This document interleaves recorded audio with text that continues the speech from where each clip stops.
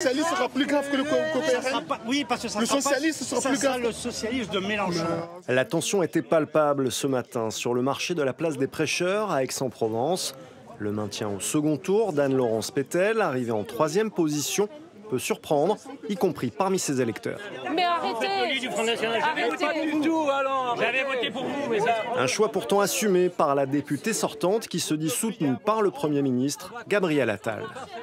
Moi, je ne demande pas aux gens d'être ou communautaristes ou racistes.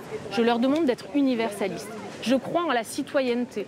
Je ne crois pas en un camp qui va instrumentaliser des communautés ou instrumentaliser une identité. Toute la France nous regarde, vous nous tapez la honte. Incomprise par certains, Anne-Laurence Pétel peut aussi compter sur des soutiens qui justifient son choix. Effectivement, des réserves de voix du côté des Républicains. Et donc, effectivement, si quelqu'un peut effectivement battre le Rassemblement national, c'est Mme Pétel.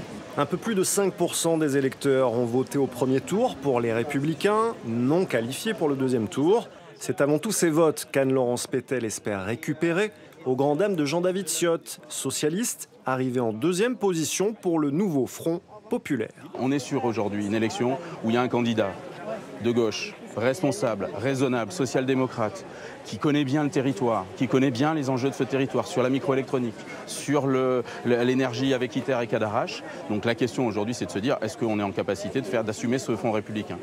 Monsieur Ciotte, bonjour. On va se retirer. Ça va? Très bien et vous? Oui, très bien. Bon courage.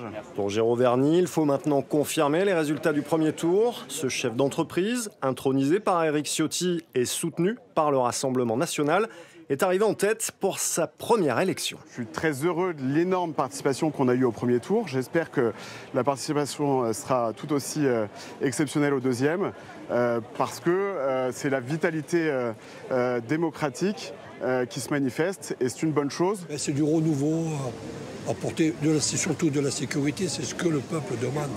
C'est qu'au niveau de l'insécurité, c'est terrible. On veut des actions, c'est tout. 3 blocs irréconciliables, une 14e circonscription des Bouches-du-Rhône encore incertaine. Avec près de 30% d'abstention au premier tour, tout reste encore possible.